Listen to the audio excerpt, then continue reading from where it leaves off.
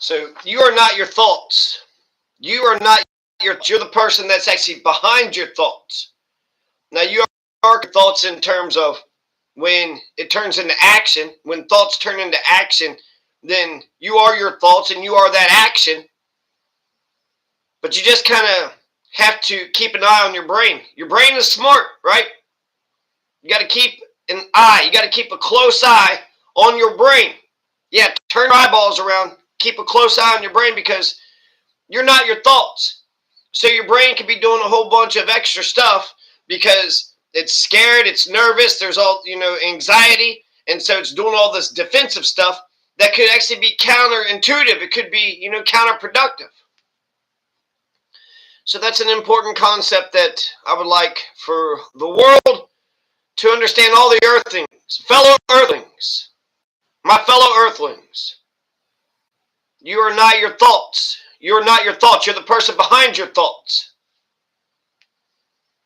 Now, Greta Thunberg, they said, is within 160 nautical miles from the border of Israel, where people want to try to say that, oh, you got all this privilege.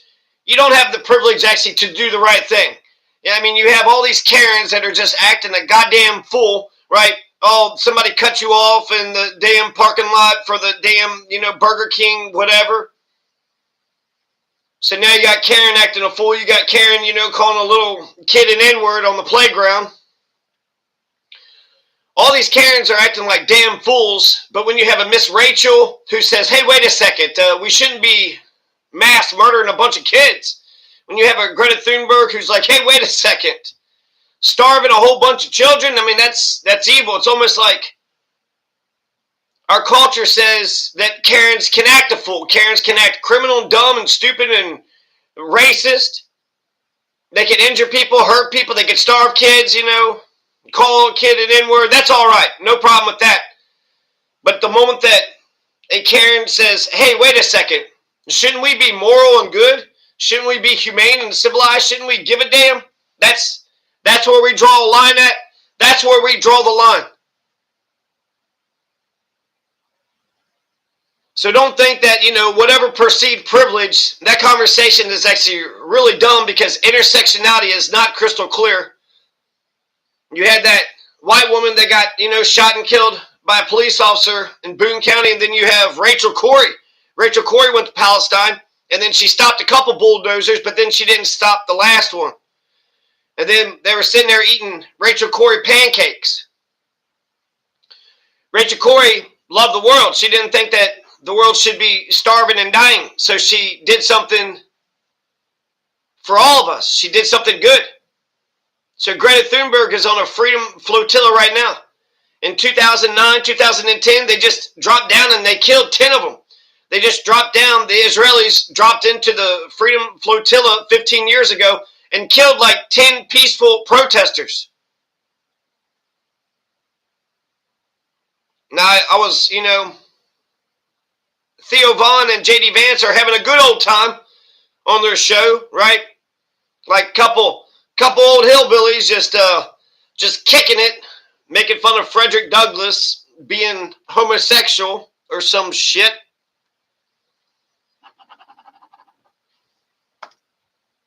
And we're going to take a listen to that here in a minute. So if I get an audience, we're going to take a listen to Theo Vaughn. Before we get to that, in the movie 1944, a 2015 war drama film, you had a man from Estonia. It was all about Estonia. You had Stalin's communists and Hitler's Nazis. And they're going to rip Estonia in half. Well, we'll get to that in a second. Let's take a listen to Theo Vaughn and JD Vance. I'm like a human being. So I look at this stuff. JD Vance is saying he's a human being. Okay, JD, I don't know. That's not a very good start. Look, I'm a human being. Okay, you're not an alien? I don't know. You're not a Martian? Where are you going with this, JD? I see these videos, I see the pictures, and it's very heartbreaking. And, just since you brought it up, like what we're trying to do here is try to solve two problems here. Okay, so on the one hand, you've got innocent people innocent Palestinians and innocent Israeli hostages, by the way, who are like caught up in this terrible violence that's happening as we speak. Okay. And we're trying to get as much aid and as much support into people as humanly possible. That's like one thing that's going on. The other side is Israel's attacked by this terrible terrorist organization. I think people sometimes forget that, right? They forget like the thing that kicked this off is that we had this terrible terrorist attack and you had a lot of innocent Israeli civilians die. Yeah. A lot of people are forgetting also the Nakba, 1948 Nakba, right? It's interesting. J.D. Vance was actually James Donald Bowman. So he started out as J.D. Bowman. And then he's now J.D. stands for James David, but he was actually James Donald. So James Donald Bowman is going to become J.D. Vance. He's going to have a broken family. His, mother's a meth whore or something. His father's a meth whore. So he's got all these meth whores. He comes out of Jackson, Kentucky, right? So he was raised by a bunch of meth whores. And then he's going to have this idealistic, he's got father issues. James Donald Bowman, he looks up to Donald because he didn't have a father. So since he didn't have a father, he looks up to, all right, let's keep listening. And that terrorist attack. And so I think what we're trying to do in the Trump administration with that situation is to get to a peaceful resolution. And I think the peaceful resolution looks something like this. You've got to give Israel confidence that Hamas is never going to attack them and kill a bunch of civilians. And then you've got to get as much aid and support into these innocent Palestinians as possible, because in some ways they're caught in the middle of this thing too. One thing that I don't love about the whole Israel-Palestinian debate is I think it kind of degrades our humanity a little bit, because I've seen... It kind of degrades? No, it definitely degrades. It takes away our moral authority. It's incredible what he just said. So if you got Jeffrey Dahmer just going around killing a whole bunch of children, right? You got a mass slaughter of children. He just said, well, we need to give Jeffrey Dahmer the confidence that he's allowed to exist. He's allowed to live his life, live his best life. We need to let Jeffrey Dahmer and then, all the damn psychopaths. Who are the other ones? Who is that guy in Florida? Let them live let's make sure they have a right to exist. Make sure they have confidence in themselves. We need to have, a bunch of self-assertion classes. People on the left, mostly on the left, who will say, well, they'll completely ignore that Israel, like all these innocent Israelis were killed in this terrorist attack. And then you have some people... I'm not ignoring it. There's 1,200 Israelis that were killed. Crazy attack, right? But they're under occupation. So 1,200 Israelis were attacked, so I believe in proportionality, right? Eye for an eye. Eye for an eye is justice, and that's actually a restraining principle, because at the time you could be so pissed off, like, man, they killed 1,000 of us. Well, we need to kill 1,000 of them. We need to kill 2,000 of them. No, we need to kill 10,000 of them. That's an eye for 10 eyes. But it hasn't been 10,000, and it's not 50,000. It's 400,000. And some people even say 500,000. This is just like the Iraq War. How many people were we killing in Iraq? Who knows? Who gives a shit? Again, if you're Jeffrey Dahmer, you don't want, the damn journalists taking pictures. You don't want anybody to count the bodies because, that's going to come back in trial, right, when it comes to the evidence. So let's go with 400,000. 400,000 is not an eye for an eye. So 1,000 Israelis were killed, and then you killed 400,000 innocent people. So 1,000 was killed, and your response was to kill 400,000? That's too fucking much. That's too fucking much. If there's some sort of, if Kentucky is, has a war with Ohio, and, there's 5 that was killed on one side, and then they go to the other side, and they kill 200,000 people, that's too fucking much. I don't see how you can say that's proportional. I don't see how you can say that's right, moral, just, humane. It's none of those things. It's sick as fuck. It's sick as the right fuck. Will completely ignore that there are like kids who are caught up in this violence. And I think it's why the president has been, I call him the president of peace. It's why he cares about solving this problem, because the longer this goes on, the more suffering, the more death. So we're trying to solve it as much as we can. I'll try to give this damned administration some credit. I really like that picture when the Pope dies and you had Donald sitting there with Zelensky. I like that. When he was sitting there saying, you don't deserve a right to exist. You don't deserve a right to defend yourself. My friend, I'm buddies with Putin. Putin allows me to, put up all these hotels. Putin give me the loan. When I went bankrupt in America, 1, 2, 3, 4, 5 times, he gave me another loan. American banks weren't going to give me a loan. Putin gave me another loan. Putin's my buddy. I'll have this war ended in a second. The moment I get inaugurated, I'll have this war over before I get inaugurated. Hey, look at me. So I like that he sat down with Zelensky. I like that he sat down and made it seem like the Pope was, basically solving, reaching hearts and minds even after death. It's not easy. Do you have a say in it? Yeah, I mean, well, the president's obviously the person who makes the final decision all the time.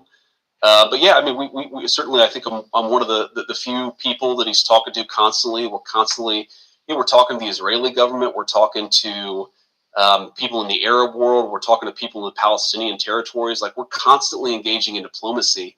I mean, one of the crazy things, dude, is this guy is a very dear friend of the president's. He's our special envoy to the Middle East. Steve Witkoff, he's a Jewish guy, very pro-Israel. He's done more to try to bring this conflict to a close than anybody. And you sometimes have people who say that they're pro-Israel who attack Steve for not being pro-Israel enough. I do like the negotiation tactics of Steve Witkoff. Witkoff is actually talking to Hamas. He's talking to Hamas and he's talking to the Israelis. He's trying to broker a damn peace. Wiping out 2 million goddamn people is not a fucking solution. Is the rest of the world, maybe in America you could just, eat all your damn fatty foods and fatty acids and go to, McDonald's and eat all the grease. Maybe you can ignore all the problems of the world. Do you think the rest of the world is going to ignore that America just did a genocide? America just helped do a genocide. That would be really stupid if the rest of the world actually ignored that, because that genocide could come to, a theater near them. That could come to a neighborhood near them. It would be dumb. And then we've lost our way. We have no moral authority whatsoever, goddamn ever. When you're walking down the wrong road, it's never too late to turn back around. And I think it's totally bogus. Like, I see this guy operate every single day. He actually is. Like, he's a Jewish guy who believes in the purpose of the state of Israel. He also is a guy with a heart who's trying to prevent the killing. Yeah. And I think there's just, like, when I talk about this whole debate has caused us to lose our humanity. It is crazy how the anti-Semitism, it's all anti-Semitic. It's all, I've heard anti-Semitism. I've heard anti-Semitic people when they just, badmouth Jewish people. That's anti-Semitism. The Palestinians are Semitic. So to act like the Palestinians aren't real people. Let's take a look at a couple of these headlines. Israel vows to stop aid ship with Greta Thunberg aboard from reaching Gaza. Israeli military ordered to block aid flotilla carrying Greta Thunberg. Israel vows to stop aid boat carrying Greta Thunberg from reaching Gaza.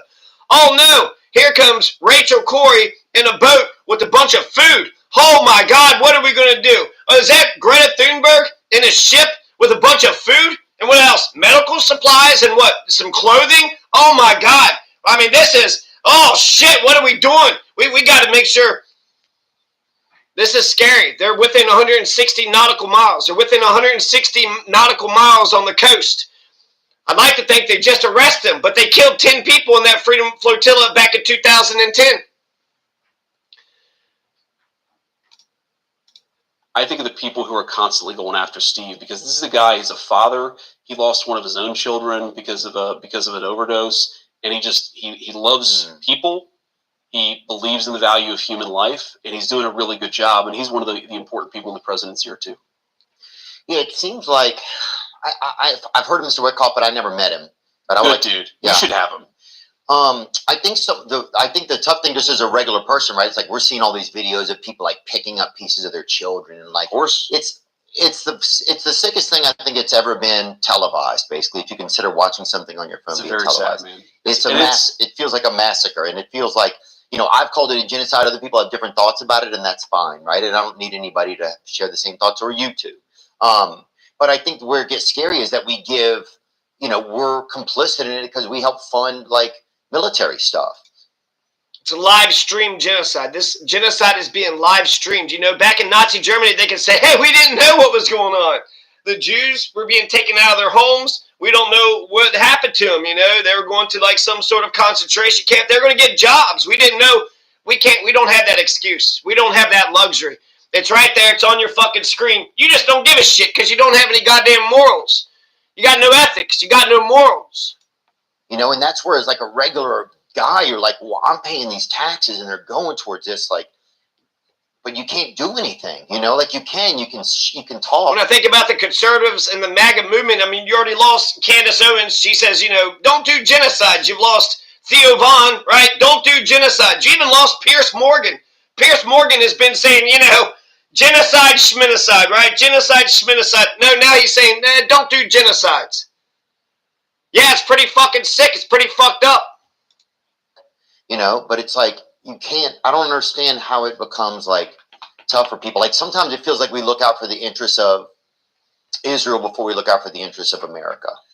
So let me say a couple things. So number one, like, I think you're a great dude, so we don't always have to agree on everything. Do I think do I think it's a genocide? No. And here's the reason why I don't think it's a genocide. Because I don't think that the Israelis are purposely trying to go in and murder every Palestinian. I don't think that's what they're doing. I think they got hit hard. Oh, really? Really? You don't think they're going in there just killing all the Palestinians? Why would you kill children? Why would you kill just bucket loads of children every goddamn day? Why would you bomb a school? Why would you bomb a hospital? Why would you bomb a bunch of tents? A bunch of kids just playing out in the sand. A bunch of kids trying to get some sand and make flour, some sort of flour cakes. It seems like there's two options for the Israelis. Either mass removal or total extermination. This is a final solution. Israel's talking about a fucking final solution. Yeah, you don't have goddamn no sense of urgency because you don't give a shit. A bunch of brown kids, right? You don't care about all the Jesus Christ that are sitting over there. You don't care about a massacre of the innocents. A bunch of Jesus Christ because your Christianity is fake and you have no morality. You have no law. You don't have anything. You don't have a conscience. You don't have a soul. And I think they're trying to, like, you know, sort of destroy this terrorist organization, and war is hell, and that is true. I also think it's true, man. I mean, I've seen people on my side of the political... Yeah, war is hell. All is fair in love and war. Is it not, J.D. Vance? All is fair in love and war. Well, I'm a Republican. You know that, but your audience may not. Who, like, will see these videos of these innocent Palestinian kids and say, oh, well, they had it coming to them. No. Like, if you have a soul... your heart should break when you see a little kid who's suffering, which is why we have the policy that we have, which is we're trying to eliminate the conflict, eliminate the source of the conflict. Why don't you put boots on the ground, you fucking pussy? If J.D. Vance actually gave a damn, put boots on the ground. You know what will stop Israel from doing a genocide? Don't give them any more money. Don't give them a bunch of weapons. Don't give them any legal cover with the United Nations veto. Put boots on the ground in Israel. We're supposed to love them motherfuckers. Let's see how much they love us. Let's see how much they love us. Let's put boots on the ground right between Israel and Palestine. And then we'll see who shoots first. And the first motherfucker that shoots first, that's the bad guy. That's the bad guy. How many times has Palestine goddamn upheld a ceasefire? Fucking 20 times. Who's the one that broke the ceasefire this fucking time? Oh yeah, the ceasefire is going to hold. Yeah, bullshit. With these fucking weak-ass criminal sons of bitches, the ceasefire didn't hold because Israel broke the fucking ceasefire. You know, to put it in basic language, if you're like some sort of teacher or, you know, a parent or something, you got two kids that are fighting, you have one sit on this side and one sit on that side, and you tell them both to knock it off. No, you knock it off, you knock it off. And the first person that just keeps going, well, you're going to have to, you know, really get down on that person because clearly that person can't control themselves. Nah, this war ends here. This war ends now. Show some fucking balls, man. Gotta fucking suck Netanyahu's dick. You gotta suck Netanyahu's dick, America. You're gonna let yourself go down into World War III, start a nuclear fucking war because you gotta suck Netanyahu's dick? Why don't you give a fuck about our country? Why don't you give a fuck about America? There's 330 million Americans here. You're gonna suck a fucking goddamn dick all the way over in the fucking Middle East, motherfucker? America first, my ass. This ain't no America first. It's America last. You can actually bring some... This is the same shit that Joe Biden was doing. They were a bunch of Joe Biden assholes. I thought Joe Biden was the worst goddamn president in the history of our country. Why are they being Joe Biden? You know, this is the third term of Joe Biden. We're just doing Joe Biden again. Joe Biden over and over again. That's all these motherfuckers are. They've been Joe Biden the entire time. Some humanitarian assistance into people. And that's my basic view. And the president's interesting. He's a pro-Israel guy. Yeah. And he also recognizes that to bring any conflict to a close, you've got to talk to everybody. Yeah. And so, we've been attacked. I've been attacked. The president's been attacked for being too interested in diplomacy. And you ask, like, what can I do? I think that what people should demand is that if our tax dollars are going to something, we should be actively trying to fix it. Okay, that's kind of the way that I think about it. And what happened with the Biden administration, man, it's crazy. They were spending so much money all over the world, they weren't engaged in diplomacy at all. So we sent $300 billion to Ukraine, for example, and you never had the President of the United States actually trying to force a diplomatic settlement. When you talk about bodies all over the ground, dude, the Russia-Ukraine thing is the most vicious.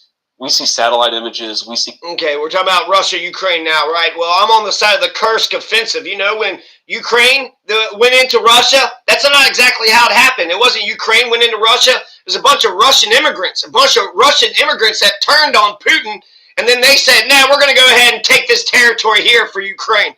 So Putin's oppression, Putin's war, has even turned Russians into Ukrainians.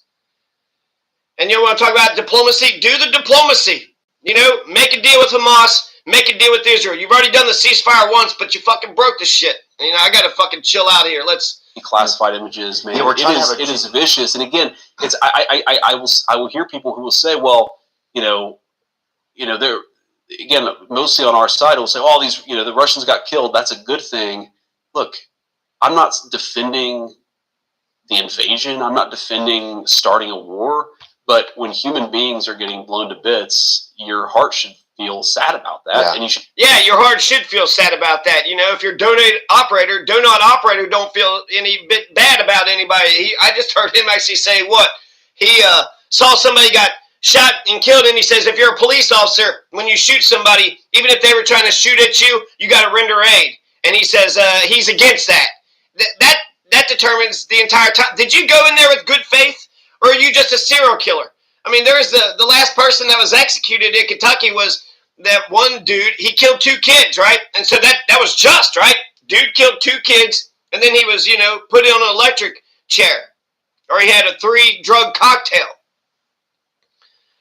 But Israel could kill 400,000 kids? Give me a fucking break. Give me a fucking break. Well, we need that one guy that, what was that Union guy in Kentucky? They called him the Butcher of Kentucky, but that's what the Confederates had called him.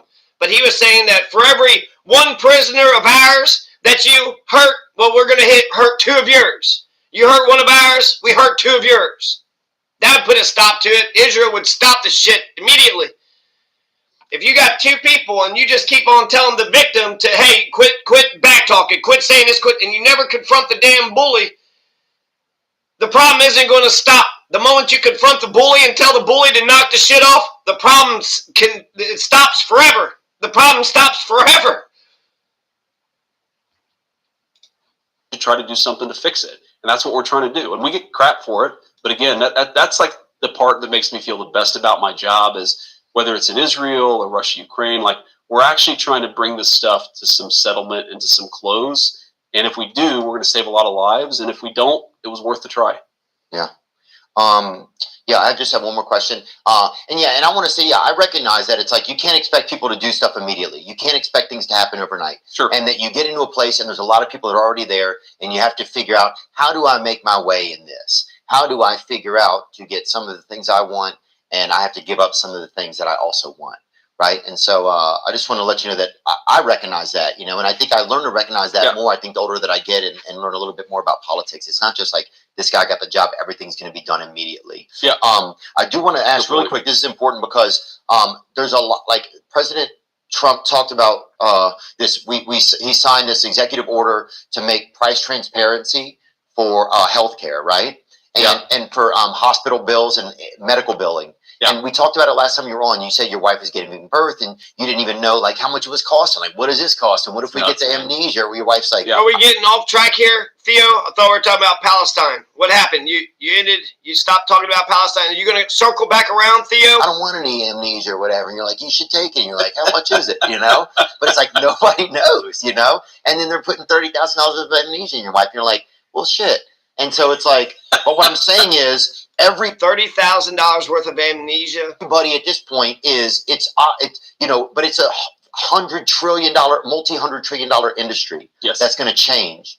Will we actually see it take place? Like Biden administration tried to get price transparency. They couldn't. They were too. Okay, so we're not talking about the goddamn genocide anymore. So I have some remarks. The innocent feel guilt, but the guilty don't feel anything at all. The innocent feel guilt, but the guilty, they don't feel anything at all. In the movie 1944, there was a man that was from Estonia, and he felt really bad because the communists had come in, and they had kidnapped his whole family. They kidnapped his mom, pops, siblings, whoever, his Auntie May. So they kidnapped his whole family, and he hid in the bushes.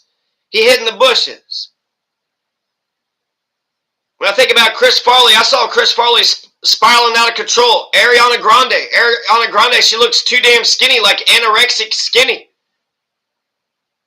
I want to do something. I wish that I had more power to save Chris Farley. And I wish I had more power to, reach out to Ariana Grande. So, Estonia, this is the movie 1944. It's a war epic, 2015 movie. Definitely recommend it. Check it out. But Estonia is right there. It's the Iron Curtain, right? So Estonia is stuck right in between Stalin's communists and Hitler's Nazis. So Stalin's communists, Hitler's Nazis.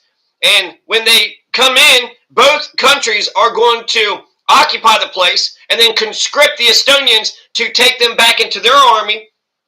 And then there's the conversation of, after the war, are they going to view their fellow brothers and sisters that was on the other side as traitors, and they're going to be executed? And then the Soviet Union and Germany, both of them were against Estonia having their own country. None of them wanted them, Estonians to have independence or autonomy. So Hitler's Nazis and Stalin's communists ripped Estonia in half. And it's got this guy named Karl, and he's going to join up with the Nazis, but before that happened, the communists had kidnapped his entire family. But Karl had felt bad because he hid in the bushes. The communist kidnapped his family, and Karl hid in the bushes. Now, he felt guilty about that, but should he have been guilty? Was he guilty? Yeah, I guess we all could do more, right? Injustice anywhere is a threat to justice everywhere, so you need to stand up. You got to stand up when something is happening. But ultimately, the people that kidnapped his family were the guilty one. The guilty are the guilty. The criminals are the guilty. The bystanders, yeah, you can only do so much. You were worried about surviving. You didn't want to get hurt yourself. And if you would have stood up, then maybe you would have got kidnapped. Something would have happened to you. And maybe you should have stood up. So he had a little note, to his sister, just feeling so damn guilty that when the family was kidnapped, he didn't do a damn thing about it. So he joined the Nazi side. And then eventually he's going to get shot and killed. And the communists are going to overtake the Nazis. And then you have this communist named Jury. And this guy named Jury, he takes the letter that was in Karl's pocket, and he goes to Karl's sister, and he gives her the note. He gives her the note, from Karl. And then Jury starts to court Karl's sister, and that's where the quote comes from. The innocent feel guilt, but the guilty feel nothing. The innocent feel guilt, but the guilty feel nothing. And so Karl's sister is going to tell Jury this. Jury was the communist, right? Jury was the communist who had participated in the kidnapping of the family. Eventually he's going to kill the Karl. He's the one that took Karl's family. So he was the one that was guilty. And then Karl's sister's name is Aino, A-I-N-O. So when I think about communists versus Nazis in the geopolitical, situation, I'm on the side of the communists. The communists are the good ones over the Nazis. And you have to be just as, strict and authoritarian in order to defeat the Nazis. But to think that a communist can't do bad, of course a communist could do bad. And then that's what Jury was under, this domination of this general. And so they're going to catch 16 Estonians. And the communist general is going to tell Jury, who is an Estonian, so he was, participating in this evil that kidnapped Carl's family. The general captain communist told Jury to kill the 16 Estonians. He told him to kill the 16 Estonians. So because the innocent feel guilt, but the guilty feel nothing, Jury is going to redeem himself by fragging that overly oppressive general captain communist piece of shit. You want me to kill these 16 innocent Estonians? These are my brothers and sisters. You want me to kill these innocent people? No, you son of a bitch. How about you get it instead? The virtue leads the behavior. When I think about the preamble, I think the preamble of the U.S. Constitution is absolutely brilliant, because you don't have any soul, you don't have a conscience, you don't have any virtues. Well, you got 6 virtues right there in your preamble. So if you want to perfect the union, so let's think about how we're going to perfect the union. The union of what? Union of saints, the union of family, the union of your community. If you want to perfect the union, that's the goal. The virtue is going to lead your behavior, and then since that's the goal, then you come up with about 4 or 5 action steps, and then you put that into action. Use the SMART acronym, right? You got to have specific and measurable goals. All is fair in love and war, and any excuse serves a tyrant. And then unfortunately, if you can't appeal to somebody emotionally or intellectually, then you're going to have to force them to do it, if it's a categorical imperative. It's a categorical imperative.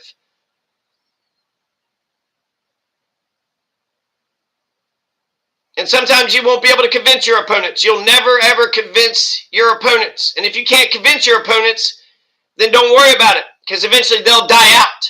And if you want your scientific ideas to carry on, then you got to make sure that the good and reasonable and the moral and virtuous, that they learn the good scientific ideas, and then they'll carry the scientific revolution on. Some people are just a bunch of disagreeable, guilty SOB assholes, Caught up. They couldn't get it done. Trump signed the executive order. Do you think we will actually see this happen? Ugh. And it took this my buddy's wife just fight. So what that executive order, the reason why critical interview, because I'm a politician and partisan. I think people expect. I don't know. But you would have a Democrat on, huh? You would have a Democrat on. We got Tim Walz coming on. Oh, nice. Okay, that'll be interesting. But no, I never met him. You know what I'm saying? We got him coming on, so it's like, yeah, I'm definitely. Okay, so Tim Walz is going to come on. So that was it. That was the pushback by Theo Vaughn, and that was it. Not much. Holy crap.